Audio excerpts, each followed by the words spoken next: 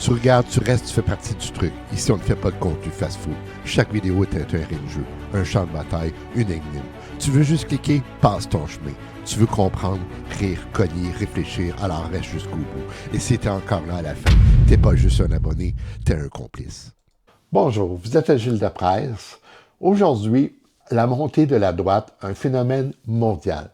Partout dans le monde, un même mouvement s'impose. Des partis conservateurs, nationalistes, populistes ou carrément d'extrême droite gagnent du terrain, renversant des gouvernements établis et redéfinissant les priorités politiques. C'est pas un accident, c'est pas un mode, c'est un basculement historique. Et en Amérique latine, ce basculement est spectaculaire. Chili, Argentine, Salvador, Équateur, Bolivie, Honduras, la droite revient en force, plus dure, plus assumée, plus radicale. Pourquoi maintenant? Pourquoi partout? Et surtout, qu'est-ce que cette droite qui séduit autant? Alors, pour comprendre ça, il faut comprendre le contexte global. Une fatigue politique mondiale. Depuis une décennie, les démocraties traversent une crise de confiance. Les partis traditionnels s'effritent, les institutions sont contestées, les élites sont accusées d'être déconnectées. Inflation, immigration, criminalité, stagnation économique, les problèmes s'accumulent et les solutions, elles tardent. Dans ce vide, un discours gagne du terrain. On va remettre de l'ordre, on va protéger le peuple, on va dire tout haut ce que les autres n'osent plus dire. C'est le carburant de la droite contemporaine. Qu'est-ce que la droite aujourd'hui? La droite, c'est pas un bloc homogène. Elle se divise en plusieurs familles. Il y a la droite conservatrice, où les valeurs d'ordre, de tradition et d'identité nationale sont importantes. Il y a la droite économique, donc l'importance du marché libre, la réduction de l'État, la dérégulation. Il y a la droite populiste, qui véhicule des valeurs anti-élites, anti-système, le discours direct, émotionnel. Il y a la droite autoritaire, donc sécurité maximale, ordre, pouvoir exécutif renforcé. Mais malgré leurs différences, elles partagent trois piliers. D'abord, l'ordre. Dans un monde perçu comme chaotique, la droite promet de restaurer la sécurité, la stabilité et la prévisibilité. 2, l'identité.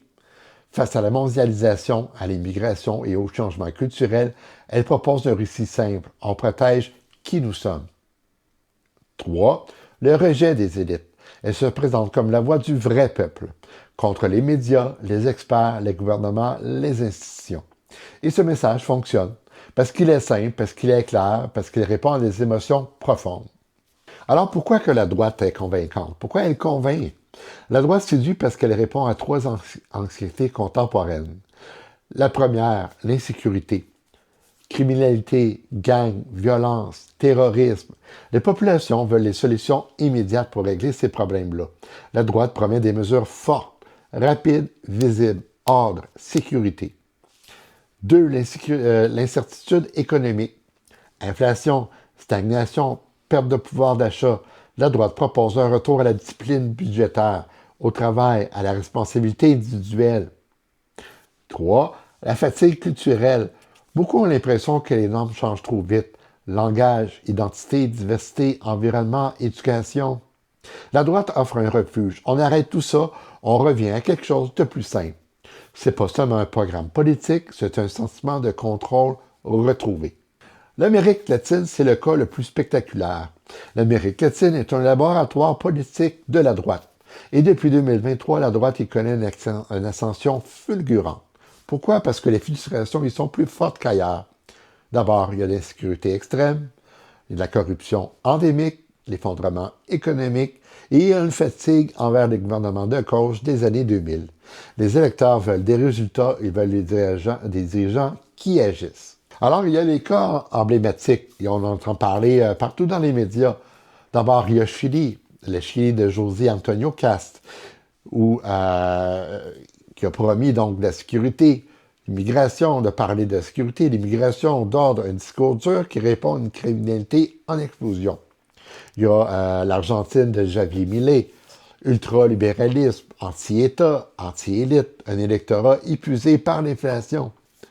Il y a le Salvador de Nayib Bukele, le modèle sécuritaire absolu, la criminalité divisée par 10, popularité record.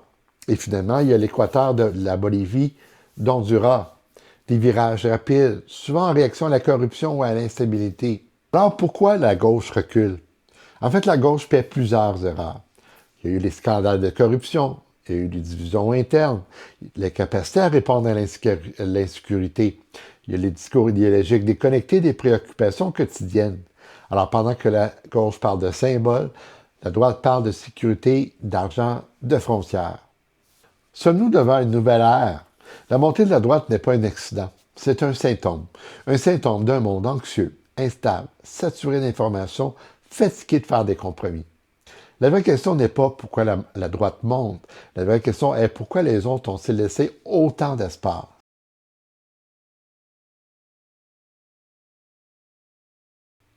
C'était Gilles Lapresse, merci.